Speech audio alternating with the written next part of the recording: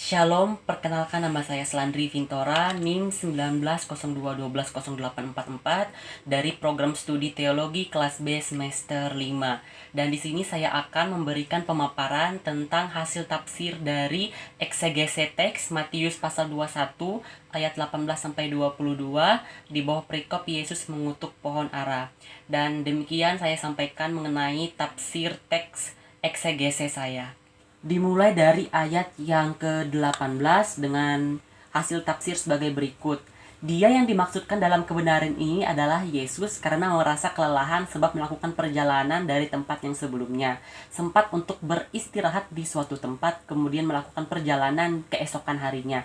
Sangatlah menjadi hal yang normal apabila Yesus beserta murid-muridnya merasakan kelaparan. Dalam kebenarannya, tidak ada satupun yang dapat menolak keilahian Yesus sebagai Tuhan. Rasa lapar pada dirinya muncul karena sisi insaninya bergerak. Tetapi eksistensi bahwa dia adalah Tuhan dan Juru Selamat orang-orang percaya akan selalu bertahan dan terpancarkan. Kemudian tafsir eksegese pada ayat yang ke-19 ini mengungkapkan bahwa Allah yang rindu kerajaannya dinyatakan oleh Israel, mengharapkan buah dari Israel, tetapi dia tidak menemukan apa-apa. Kegagalan Israel untuk menjadi bangsa yang meninggikan Allah dan menyatakan pengenalan akan dia ke seluruh bumi membuat Allah begitu kecewa dan membiarkan mereka kering hingga akhirnya membuang mereka. Betapa tepatnya gambaran ini dengan peristiwa Yesus mengutuk pohon ara. Yesus tidak mengutuk pohon ara sebagai luapan emosi karena sedang lapar. Sama sekali tidak. Tetapi Yesus mengutuk pohon ara sebagai simbol yang menggambarkan peristiwa dibuangnya Israel, sehingga menjadi contoh yang sangat mudah dipahami oleh murid-muridnya.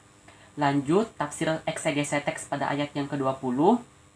Ini merujuk kepada perasaan heran yang rujukannya ke dalam hal kagum ataupun bingung. Dan itulah yang terjadi kepada murid Yesus pada saat itu, pada saat menyaksikan peristiwa dan nubuat yang Allah jadikan yang sangat luar biasa, sehingga menjadi suatu pedoman sekaligus pembelajaran iman bagi orang-orang percaya. Dan konsepnya saat itu adalah murid-murid Yesus sehingga dapat menjadi contoh bagi orang banyak ataupun individu lainnya, agar tidak bertindak meninggalkan Allah karena rasa akan ingin memiliki hasrat duniawi yang berlebihan. Dan dalam hal ini Yesus mempertanyakan tujuan atau apa yang menjadi landasan orang-orang yang percaya kepadanya, dan melalui penggambaran pengutukan terhadap pohon ara.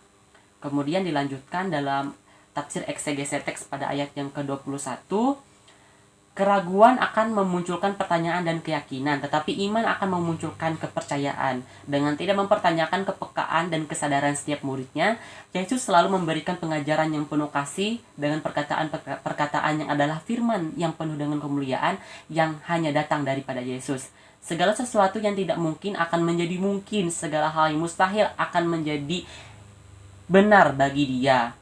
Tuhan memberikan logika kepada manusia untuk berpikir secara rasional, dan itu adalah langkah untuk umat manusia mengetahui setiap kebenaran tentang Yesus melalui perantaraannya di dalam kemuliaan Allah Bapa. Secara rasional memang tidak mungkin umat manusia mampu mengangkat gunung yang besar, tetapi yang dimaksudkan adalah bagaimana setiap umat manusia mampu untuk menumbuhkan iman percaya di dalam doa yang penuh keyakinan terhadapnya, sebab Dia yang menjadikan segala hal yang menjadi benar dan sangat mungkin untuk terjadi, sebab bagi Tuhan tidak ada satupun yang mustahil. Yesus menjadikan hal itu sebagai simbol penguat iman orang-orang percaya bahwasannya sebesar apapun cobaan dan tantangan hidup, ketika menyerahkan seluruh kehidupan ke dalam genggaman tangan Tuhan, maka akan mampu untuk melewatinya, bahkan badai hidup sekalipun. Dan yang terakhir adalah tafsir teks eksegese atau eksegese teks pada ayat yang ke-22.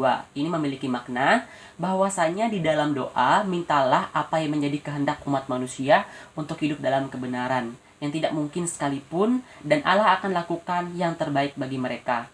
Ini merupakan perbandingan antara Israel yang tidak berbuah dengan para murid yang akan dengan limpah ruah berbuah karena mereka meminta kepada Bapa yang di surga dengan penuh keyakinan. Bapalah yang membuat mereka tidak kering seperti pohon ara yang tidak berbuah, atau seperti Israel yang akhirnya dibiarkan kering oleh Tuhan. Bapa membuat mereka berlimpah di dalam pekerjaan Tuhan, sehingga dimulai dari mereka seluruh bumi mengenal berita tentang salib Kristus yang memberikan keselamatan. Yesus yang menjadi teladan umat manusia di dalam kehidupan selalu berusaha untuk menumbuhkan iman percaya setiap umat manusia agar selalu bertekun dan berpegang teguh kepada perintahnya.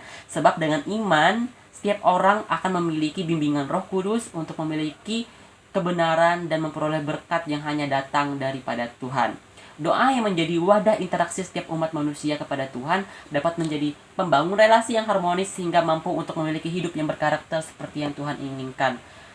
Baik, demikian hasil dari pemaparan penafsiran eksegese teks saya yang terambil dari Matius pasal yang ke-21 ayat yang 18-22. Saya ucapkan terima kasih, shalom, dan Tuhan Yesus memberkati. Semoga menjadi berkat.